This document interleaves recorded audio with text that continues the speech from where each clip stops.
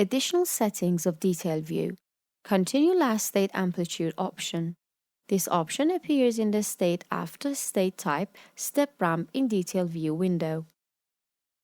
By checking this option, the current or voltage value of the current state is injected from where the previous state is finished. This option is used to measure the relay trip time or pickup drop-off test in relays. For example, in pickup drop-off test, an increasing a step ramp state is created where 3 phases 2 amperes to 4 amperes current increases with 0.2 ampere steps and trigger condition of pickup signal reception is specified. Note that binary input 2 is specified for pickup signal reception. The second state is a decreasing step ramp where 3 phases 4 amperes to 2 amperes current decreases with 0.2 amperes steps and trigger condition of dropping the relay is specified. After performing the test, you can see that after receiving the pickup contact, the second state starts decreasing from 4 amperes until the relay drops.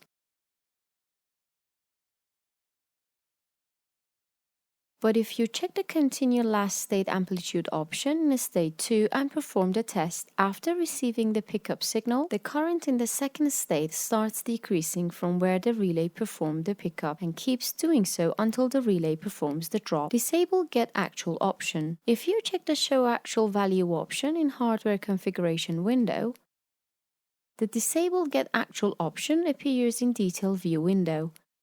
By checking this option, the actual current or voltage value will not be displayed in the state. If there are 2 states and the injection in a state is taking too long and you don't want to view the actual value, by checking the Disable Get Actual option in Detail View window, the actual value will not be displayed in that state. Disable Relay option. In the back of the every voltage or current output of the device, there are relays which separate the amplifier section of the inside of the device from the front panel. Before performing the test, these relays must be connected and then the voltage or current is injected from the outputs of the device.